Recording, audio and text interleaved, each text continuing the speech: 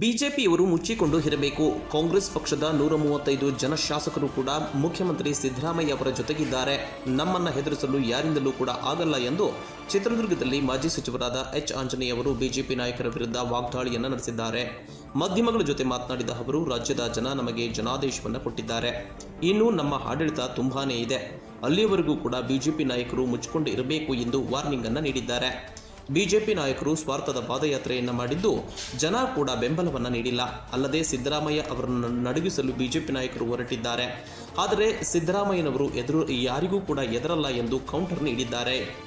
ಈಗ ನಮ್ಮ ಪ್ರತಿಭಟನೆಯಲ್ಲಿ ಕೇವಲ 2 ದಿನಗಳಿಂದ ನಮ್ಮ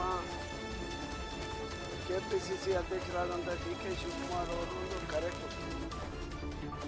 ನೀವೆಲ್ಲರೂ ಕೂಡ ಸೋಮವಾರ ಎಲ್ಲ ಜಿಲ್ಲಾ ಕೇಂದ್ರಗಳಲ್ಲಿ ಪ್ರತಿಭಟನೆ ಮಾಡಿರಿ ಅಂತಂದೇಳಿ ಆ ಪ್ರತಿಭಟನೆ ಕರೆಗೆ ಹೋಗ್ಬಿಟ್ಟು ಇವತ್ತು ಎಷ್ಟು ಜನ ಸ್ವಯಂ ಮಾಡಿ ಬಂದಿದ್ರು ಅಂತಂದು ನೋಡಿ, ಸಾವಿರಾರು ಜನ ಬಂದಿದ್ರು. ಈ ಹಗರಣವನ್ನು ತೆಗೆದುಕೊಂಡು ಬೆಂಗಳೂರಿಂದ ಮೈಸೂರಿವರೆಗೆ ಪಾದಯಾತ್ರೆ ಮಾಡಿದ್ರು. ನೀವೆಲ್ಲ ಒಂದು ದಿನವೂ ಕೂಡ ಕ್ಯಾಮ್ರಾಮನ್ಗಳು ಅವ್ರು ಎಷ್ಟು ಜನ ಭಾಗವಹಿಸಿದ್ರು ಅಂತಂದೇಳಿ ಮಾಹಿತಿ ತೋರಿಸ್ತಿದ್ರು. ಎಲ್ಲಿ ತೋರಿಸ್ತಿದ್ರು, ಯಾಕಂದ್ರೆ ಜನ ಕಡಿಮೆ ಇರೋದು ಇನ್ನೇ ತೋರಿಸ್ಬಿಡ್ತೀರ, ಭಜನೆ ಮಾಡೋದು ತೋರಿಸಿದ್ರು. ಇವತ್ತು ನಮ್ಮ ಜನ ಎಲ್ಲ ನೀವು ನೋಡಿದ್ದೀರ. ಅದರಿಂದ ಆ 2 ಪಾರ್ಟಿಯವರು ಸೇರಿ ಬೆಂಗಳೂರಿಂದ ಮೈಸೂರಿವರೆಗೆ ಪಾದಯಾತ್ರೆ ಮಾಡಿದ್ರು. ಯಾರು ಜನನೂ ಕೂಡ ಅದನ್ನು ಒಪ್ಪಿಲ್ಲ. ಇವ್ರು ಮಾಡ್ತಿರೋದು ಸ್ವಾರ್ಥ ಅಂತ ಹೇಳಿ ತಿಳ್ಕೊಂಡು ಯಾರು ಕೂಡ ಭಾಗವಹಿಸ್ತಿಲ್ಲ. B J ಪಿಯವರೇ ಭಾಗವಹಿಸ್ತಿಲ್ಲ. ಅದಕ್ಕೆ ಅವ್ರಿಗೂ ಕೂಡ ಇಷ್ಟ ಇಲ್ಲ ಇದು. ಅದರಿಂದ ಇಲ್ಲ ಸಲ್ಲದ ಆಪಾದನೆ ಮಾಡಿ ಸಿದ್ದರಾಮಯ್ಯನವ್ರನ್ನ ದುರ್ಬಲಗೊಳಿಸ್ಬೇಕು, ಸಿದ್ದರಾಮಯ್ಯನವ್ರು ನಡೆಸ್ಕೊಂಡು ಮಾಡೋ ರೀತಿಯಲ್ಲಿ ನಾವು ಮಾಡಬೇಕು ಅಂತಂದು ಹೇಳಿ ನಡೆಸೋಕೆ ಹೋಗ್ತಾರೆ.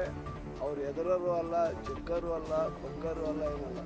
ಇವತ್ತು ಅವರ ಜೊತೆಗೆ ನಮ್ಮ ಅಧ್ಯಕ್ಷರಾದ ಡಿ ಕೆ ಶಿವಕುಮಾರ್ ಹೇಳಿದ್ದಾರೆ, ಈ ಕನಕಪುರದ ಬಂಡೆ ಹಂಗೆ ಅವ್ರ ಜೊತೆಗೆ ಇರುತ್ತೆ, ಅವನ್ನೇನು ಅಲ್ಲಾಡಿಸ್ಲಿಕ್ಕೆ ಯಾರಿಂದಲೂ ಸಾಧ್ಯವಿಲ್ಲ ಅಂತಂದೇಳಿ ಇಡೀ ರಾಜ್ಯದ ಜನ ಕಾಂಗ್ರೆಸ್ಸಿಗರು ಗೆದ್ದಂಥ ಎಲ್ಲ 136 ಜನ ಶಾಸಕರು, ಸಚಿವ ಸಂಪುಟ, ಹೈಕಮಾಂಡ್ ಸಂಪೂರ್ಣವಾಗಿ ಸಿದ್ದರಾಮಯ್ಯನವರ ಪರ ಇದೆ, ಅವರ ಬೆನ್ನಿಗೆ ನಿಂತಿದೆ.